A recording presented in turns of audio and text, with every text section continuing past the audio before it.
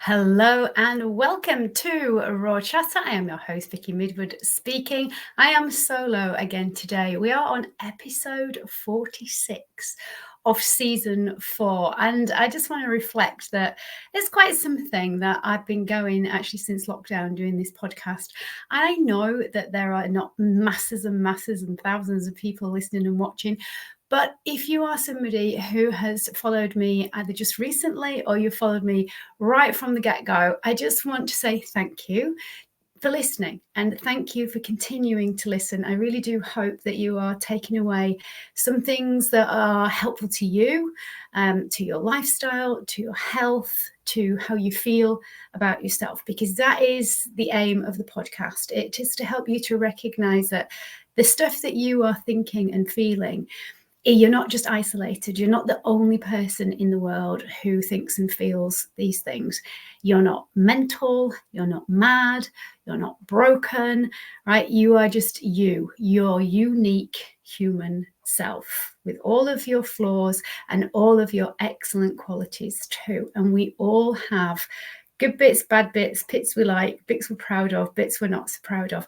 That's what makes us human. Right? When we all essentially have similar fears and similar thoughts. It's just that we don't necessarily talk about them.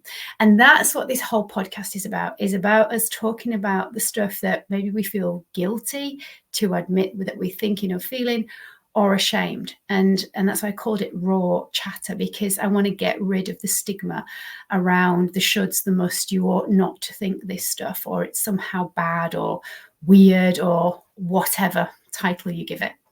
So on this solo episode today, I wanted to talk about why it's really positive to quit. And I know that the term quitting has so many negative connotations. You see slogans around, don't you, about winners don't quit, and losers quit at the first hurdle and this sort of thing. But actually, I want you to look at quitting through a different lens. I want you to think about why quitting the stuff that is not helping you to feel good in yourself, about your body, about your life, about just generally everything, why we're here, all of those deep questions, then we need to be really good at quitting. Because what often stops us from having the life that we want, from feeling good in our own skin, is that we persist in doing the stuff that we should have let go a long time ago, because in the back of our head, we think that somehow it's a failure to give up. Right? And notice the difference between how the words quit and give up feel. Quitting means like stop. That's it. Finito. No more. I've quit. End of story. Giving up doesn't have that kind of finality. It doesn't have that definitive feel to it, like it's the end. It's almost got a feeling of, well, I've given up. I kind of didn't really want to, and I might go back to it. Whereas I've quit really does feel like that's it. I am done. End of story. Now, words do have power. They do have energy. They do vibrate. And you might have heard me on different episodes talk about this, where I talk about, if you smile and you try and say the word depressed, it's really hard to do it with a smile on your face. Right? Conversely, if you're frowning and you try and say the word smile, it's really difficult because you want to go smile. Try it, right? Try with a big smile on your face. Try saying the word depressed. It's not hard unless you've got a false smile and you're gritting your teeth. So words have energy. Words have power. Words will help us to feel a certain way. And crucially, and I was in a conversation with somebody yesterday about this very topic, who happens to be a hypnotherapist, who that wasn't what he got. He's kind of gritted his teeth and got through the first years of his life doing. He was in mortgage broking and properties and all that kind of stuff. But actually his true calling was to help people. And he became a hypnotherapist because he recognized how helpful it was for him. Now, you could turn around and say, well, he quit a salary that was helpful to him, right? He knew he had a regular income coming in. He set himself up as a hypnotherapist. Did he know if his business was going to be successful? No, but he didn't quit all in one go. What he did was he ran two things at the same time before deciding that actually he couldn't keep on splitting himself in half. And instead of looking at giving up the mortgage side of things, he quit it to fully focus on being the excellent hypnotherapist that he is. So quitting is a positive if you choose to see it that way. And there are certain things that if you can quit them, they are going to help you in your journey to recovery from eating disorders, from alcohol dependence, from anxiety, from low mood, from low self-worth. And it will also to help you to feel more confident in your decision making. So I thought it would be quite nice to just run through some of the things that I think are really important for you to quit. If you want to get free from stress eating, if you want to get free from always being preoccupied with how you look, with your body shape, with your size, or with alcohol, or with exercise, or all of those. So let's begin with what I think is the most helpful thing to quit. Quit trying to be perfect. Because perfect is a figment of your imagination, and it isn't actually a tangible destination. You cannot get to perfect, because when you think you're there, if you really look, you potentially could be even more perfect. And your perfect is not necessarily somebody else's perfect. So how do we decide whether we've got perfect? What actually is it? And here's the thing, you're never going to get there because it's different. It's different for different people, and it's different for you at different times in your life. When you let go of the idea of trying to be perfect, and he said, strive to be excellent, excellent at being in the moment, excellent at doing whatever is the thing that you're doing to the best of your ability, then that is going to help you to feel better about yourself. Perfect is always going to keep us feeling we're not good enough. It's going to keep us in a place of lack, of striving, of it being hard. So number one, let go of trying to be perfect. The second thing that we need to let go of is this all or nothing, black and white, right or wrong thinking. And I know that from being a tiny little tot, you will have thought that there is only one or another choice. And often parents don't know that they're doing this, but they unwittingly, unconsciously teach you, do you want the pink shirt or the blue shirt? They don't offer you a third and a fourth choice. So in your head, you're already deciding there's one or two choices, and you will see a parent's reaction, right? It could be a grandparent, it could be a carer, somebody who is in authority when you're a child. And their facial expression when you make one of those choices will also be giving you unconscious programming. And if they have a little bit of a smile, then your brain goes, okay, you've made the right choice. You have made that person happy by the choice that you made. That is the unconscious programming that's going in. Conversely, if the person's face or body language was a little bit like, right, they're basically telling you that they wanted you to make a different choice. They haven't said it. It's body language. But unconsciously, even as a little person, you are picking it up, and you are learning then in your head, you are learning this belief, which is not true, that there is always a right decision and a wrong decision. There's a right choice and a wrong choice, that it's black or white, that it's good or bad. If you can quit that and recognize it's not an either or, it's an and, then you will give yourself the opportunity to get curious enough to find out what works for you. And this is where you can start to embrace the fact that you are indeed an individual, unique human. Yes, we all have similar bits in terms of we've got similar organs and our bodies work in a similar way, but that's kind of where it ends. Our programming is different. Our genetic coding is different. Our background, our ancestors, where we grew up, how we grew up, what we learn about beliefs and values, all of that stuff is completely different. And this is why it can't be black and white. It can't be right and wrong. And it's certainly not going to be right for you and necessarily right for somebody who's come from a completely different background.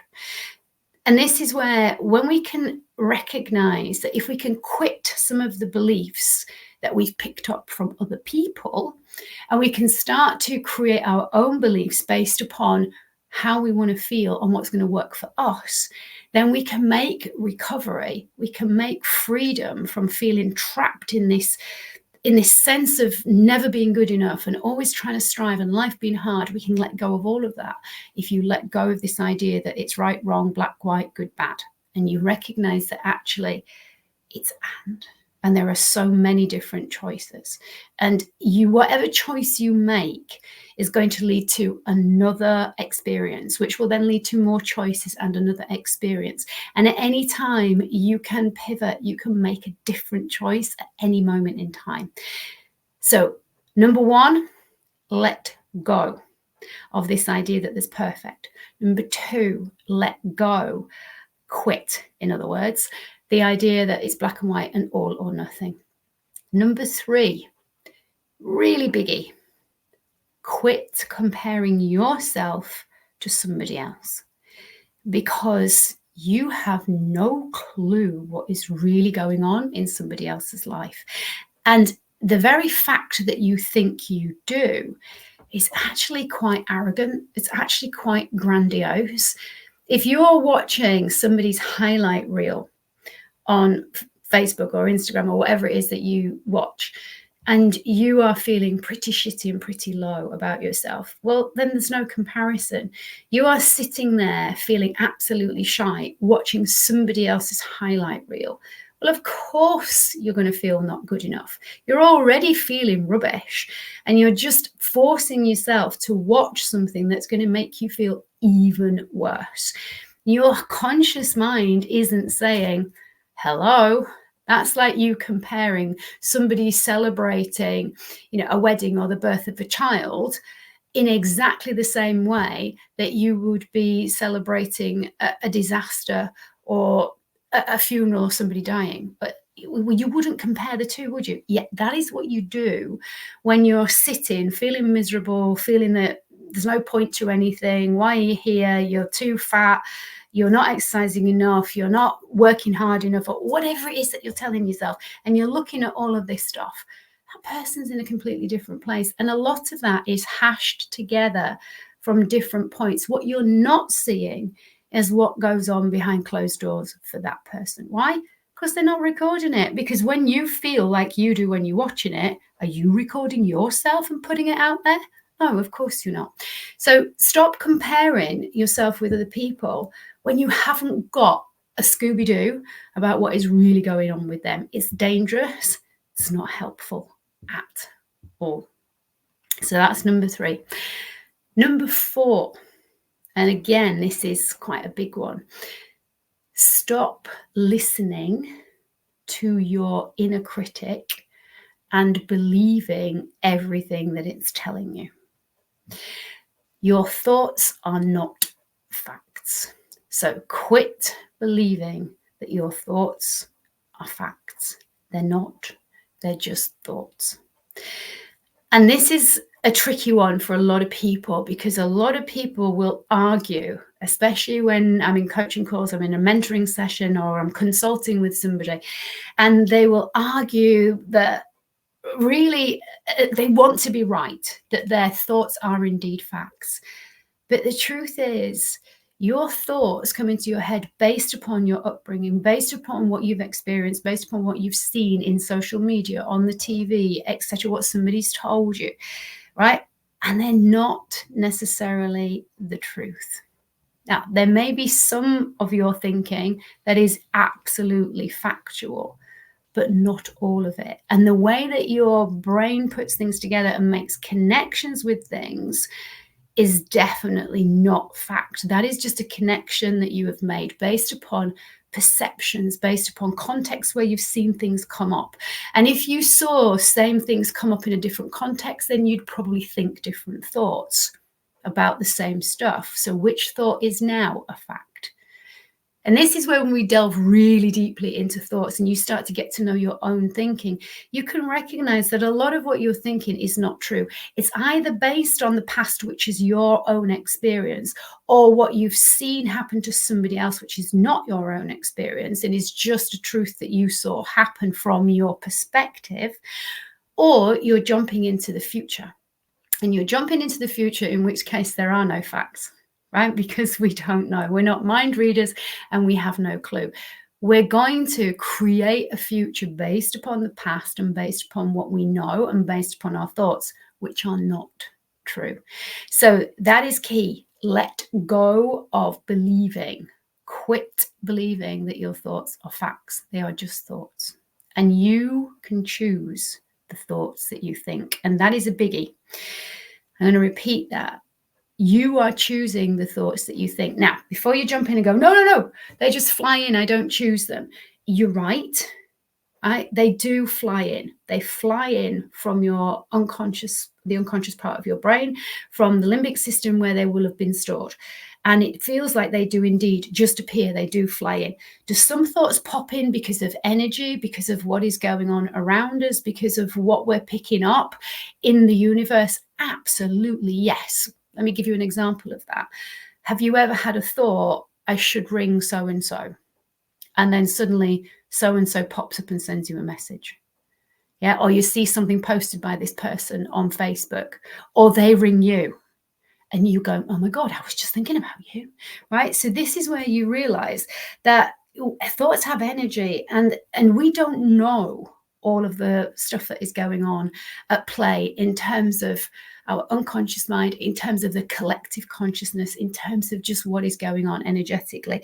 But I can guarantee there isn't one person listening to this who hasn't had a similar experience, whether it's a phone call, whether it's somebody knocking on the door, whether it's somebody showing up at an event that you were just thinking about a couple of days ago and you haven't even thought about them for 10 years and then suddenly there they are. We've all experienced these kinds of things. Call it coincidence, call it serendipity, call it whatever you like. But there is forces that are around that are connected to our thinking. And they are beyond explanation, but they happen. We can notice our thoughts. And there are going to be thoughts that pop in that we consciously did not think.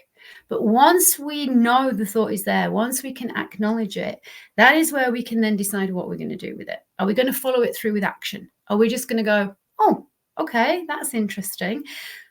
Are we going to go, oh, I'm going to note that because that doesn't feel good. That thought is creating a feeling inside me. What is that feeling?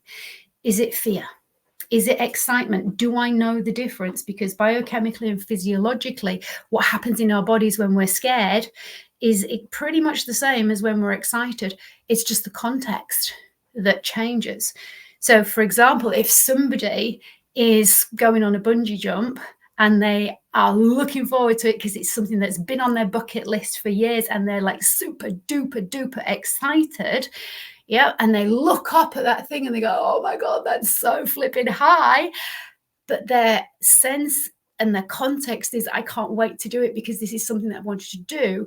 That's a completely different context to somebody who is terrified, who is coming along because somebody said to them, do you know what, it'll be a really good experience. Yeah, and they're absolutely frightened to death of heights and they're looking up at it and they're going, oh my God, that is so high. Completely different context, but what's going on in the body is the same. It's the same stuff. The thought was the same. Oh my God, it's high. One was excited about it. One was terrified. The thought about the thought, if you like, is what we can control. The action behind the thought, the physiology, the reaction, the context. This is the stuff that we can start to take control of. So quit thinking every thought you think is a fact. It's a thought and you can do something with it, or you can just let it drift on past and more thoughts will keep on coming in, because thoughts or emotions, if you like, are the same sort of thing. It's energy and motion. They're meant to just float. Some of them we take action on, some of them we just notice and we kind of log them for later, and others we just go, okay, Don't know why I'm thinking that. Let it go. The last thing that I want to invite you to do is to quit looking at your size, your shape, your weight as your worth or your status. Some people turn to money as their status. Some people turn to material things. Look at my house, look at my car, look at my up-to-date phone, and that gives them status.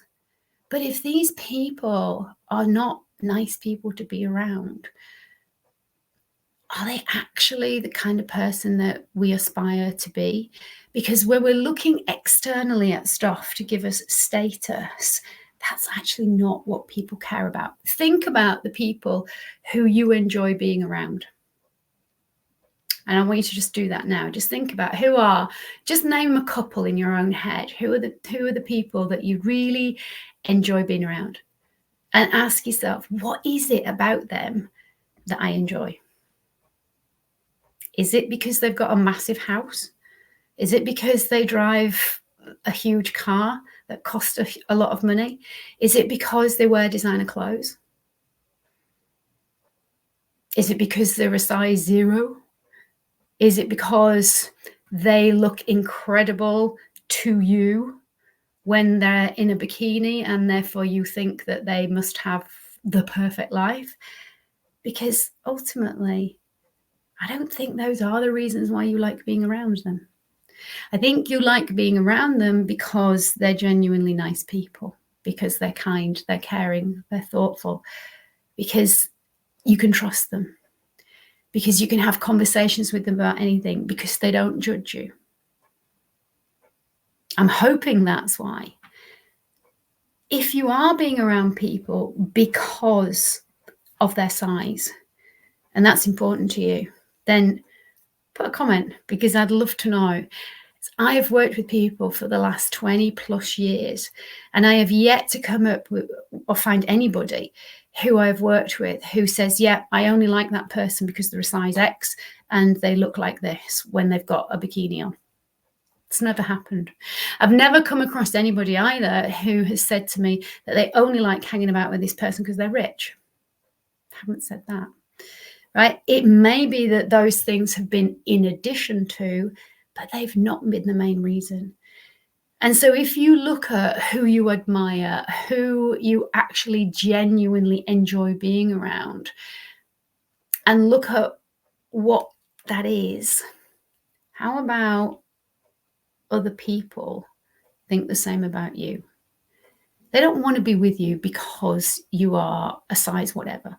They certainly don't enjoy if you are funny around food, right? It's not fun to be around anybody who's got an eating disorder, because it makes mealtimes awkward. It makes what should be a fun event not so fun, because you can feel the energy, you can feel their discomfort, and people don't want to be around that. It's as simple as that. It's truth. It's not judging you, it's judging your behavior.